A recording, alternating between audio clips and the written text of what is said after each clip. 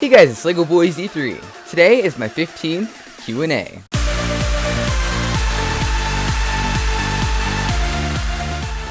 So let's just get right into the questions. First off, do you have braces? Well, no. No, I do not, as of like a few hours ago, so that's pretty cool. Anyway, back to the introduction. Yeah, this is my 15th Q&A. I no longer have braces, which is why I might sound a little bit weird in this video and going on in the future.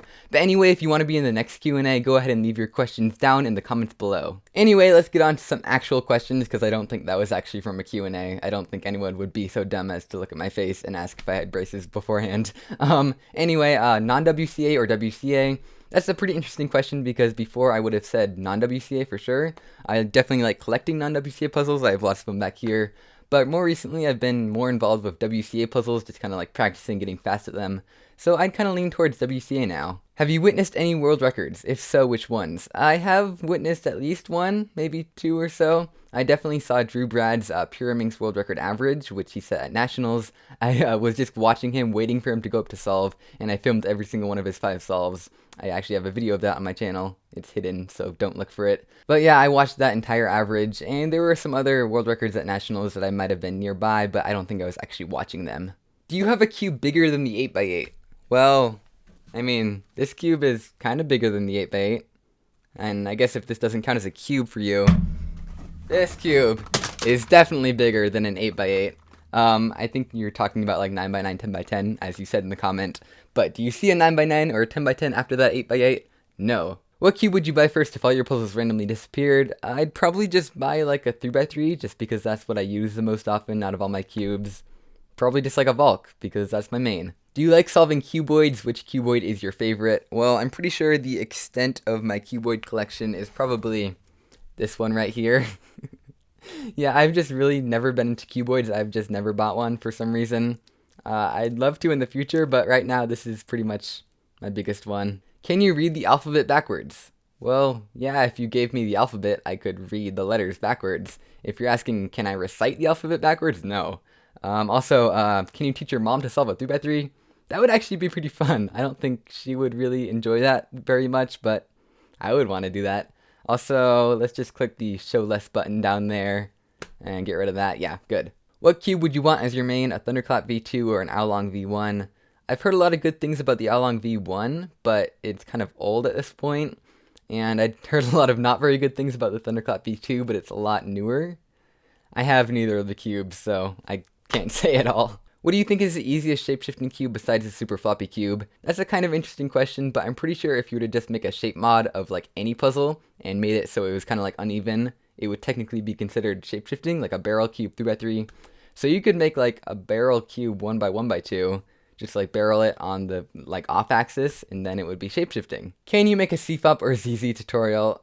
Really, I don't like making tutorials very much. I do it occasionally for certain methods that are easier.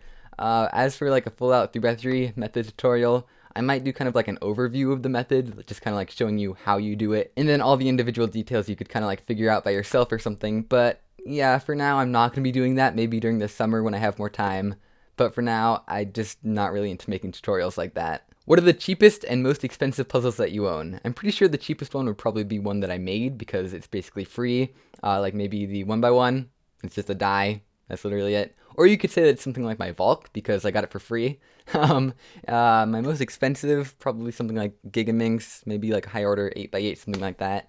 I got a V-Cube 8 and it can't shapeshift. Okay, seriously guys, I made that video like over a year ago now. I would not be continuing to like mess up my cube and like do some special thing to it every single time I want to make a video like this. Like I've shown it in so many different videos. It definitely shapeshifts. I would not continue a joke if it were that old. What was your favorite competition you've been to so far? Definitely US Nationals 2016, because it was like a 3-day comp. I got to do like 10 different events. Super fun. Maybe 2017 will beat it out. But yeah, for now, 2016, because it was just so long. I got to meet so many people. It was a lot of fun. What speed cubes do you recommend for beginners? That's actually a pretty interesting question, because like when I started, I would recommend something like a Xanchi to a beginner, because it was just kind of like a good mid-range, pretty good speed cube, but now it's like not very good compared to most of them. So yeah, it's actually kind of interesting nowadays. If you want like a big like bundle of a bunch of cubes, I think there's a Moyu sub brand that just came out with like 4 different cubes, 2, 3, 4, and 5 that you can get that are like speed cubes, but beginner. It's like $20 total. I saw it on the Cubicle. Can you disassemble a Rubik's Brand 2.0? No, definitely not. Every single time that I've tried, it's totally failed. Oh, and reassemble in less than 2 minutes? Definitely not.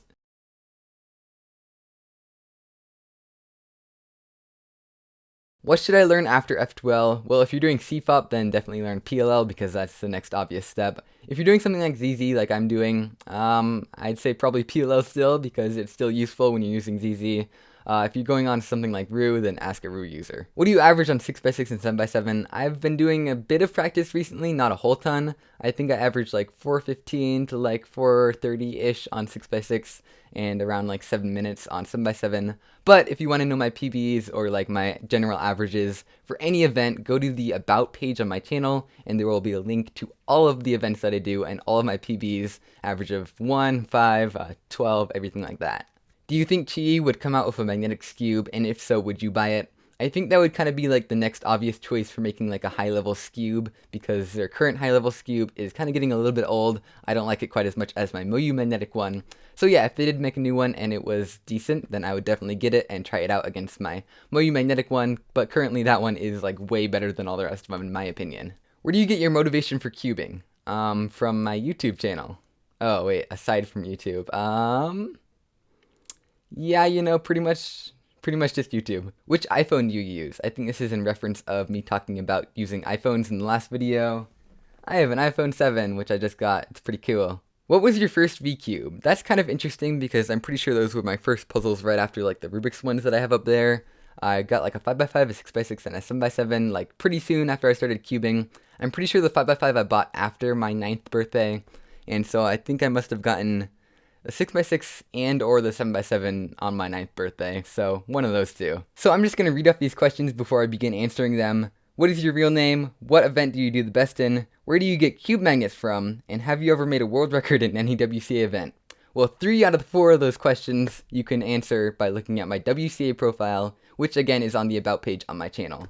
As for the cube magnets, I just kind of look for the ones that I want and I get them on eBay. And generally I've been using 4x2 and 35 magnets. Can I have some tips for Pyraminx? Yeah, sure. Here, I have some right here. I have plenty more down there too. If you need any, just ask. But yeah, here's 4 of them. Do you think that the Diane Zanchi is still competition worthy? Well, yeah, I'm pretty sure you could get like the same times on almost any modern day speed cube, which I would still consider this a modern speed cube. I mean, it's kind of old now, but it's pretty good. I can still kind of turn just as well as I could before. And I'm sure if you were to put like some DNM 37 in this, magnetize it, maybe loosen a bit from what I have it like right now, it would be really amazing. Do you guys want me to put magnets in a Zanchi? I think that would be pretty cool. Just leave a comment down below if you want me to do that. And kind of related to that, do you think it'll ever get to the point where speed cubes cannot be improved anymore? Yes, I do think there will just be a point where it's just kind of little minor improvements every single time, like little things like magnets to improve stability, or even just like friction ridges, things like that. Really the main thing that will separate cubes out in the future will just be the feeling of them, just kind of how they turn to feel in your hands, and just kind of what you prefer. Why are all of the Pyraminx duos sold out on every website? I chose this comment because it's something that I get really often, just asking like where can I get one of these, and I get so many people asking if they can have my other one of them, which like no, I'm not going to give you it. I'm not going to sell you my other Pyraminx duo because I have 50 other people asking the exact same question. But yeah, I think Meffert's, the way that they like make products and stuff is just kind of weird. I'm not really sure if it's gonna come back in stock. I assume it probably will. But yeah, for now you just kind of have to wait because there's nothing really you can do. Why don't you get a 9x9, 10x10, 11x11, or 13x13? Well, pretty much for the same reason that the majority of cubers don't have any of those cubes. Because they're expensive, and I have to buy puzzles too, and I have lots of puzzles. And yeah, money. I would like to buy some big cubes in the future. Like I've always said, when Moyu comes out with their 15x15, which I hope will happen eventually. I mean, it was supposed to happen a long time ago. But when that happens, I'll probably get one of those. And yeah. Would you ever make a magnetic Megaminx? Yes, I have actually thought about it before. I've kind of taken apart Megaminx and kind of looked at the pieces, how would they fit together, things like that. But really the magnets are so big compared to the pieces, and it would be really hard to find a place to fit them in there. I would pretty much only ever do it to an X-Men Galaxy Megaminx because that's the only decent Megaminx right now. But I think someone has done it before, I think.